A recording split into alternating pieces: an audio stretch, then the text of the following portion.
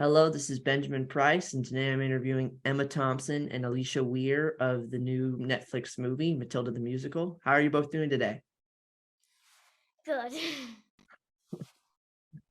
So first of all, Miss Thompson, you play Miss Trunchbull, and Miss Weir, you play Matilda. These are characters who are butting heads pretty constantly throughout the film.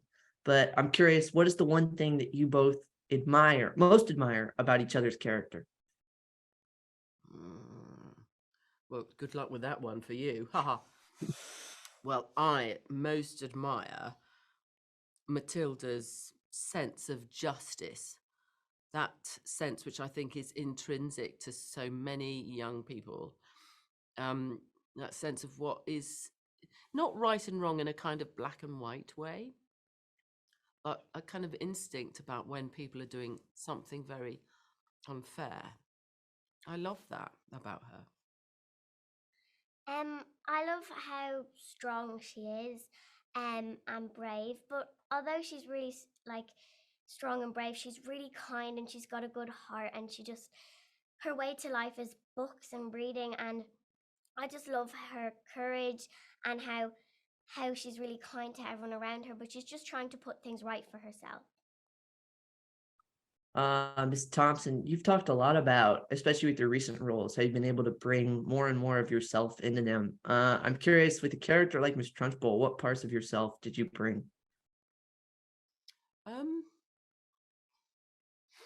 I actually, one of the things I like about acting is that I like to leave myself very much behind. Mm. Um, so I don't bring myself into, and that's my job really, is not to bring myself to into the character. So that's the joy of it. You get a bit of a holiday from yourself for a while. Um, so so for me, the real excitement is to create someone who's literally the opposite to me. Um, I mean, I'm kind of gibberingly empathic, which is not a good thing actually, because you just can't bear anything. If anyone's crying, I'm saying, I'm going to do something about it, which can be really annoying. Um, and Trunchbull has just sort of crushed every mote of sympathy or human milk of human kindness inside her. She's just sort of got, you feel like her heart's probably about that size. Hmm. Do you know what I mean? Yeah. All dried up Very and rattling Grinch-like. around. Yeah, like really Yeah. tiny. Yeah. So yes, so it's the opposite actually. I like being as different to myself as possible. That's the fun of it.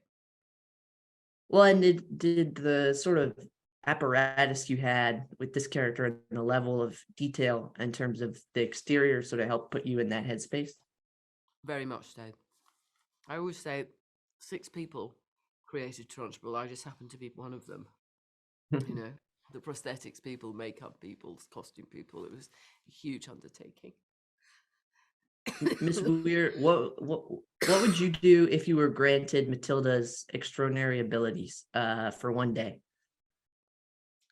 I would, because I live in a different country, and all the kids that I worked that were on the set, and they live over here. I would move them closer so I could see them more, and like all of my friends, I could see everyone. And like probably like little things. If like I was sitting on the couch and I didn't want to go over, I'd make my eyes bring it over for me so I could didn't have to move. So I'd start off by bringing my friends closer, and then little things. I think you could get through. I think you could get through all that in one day. And finally, before I go, Miss Thompson, what advice do you think Nanny McPhee would give Miss Trunchbull on child rearing?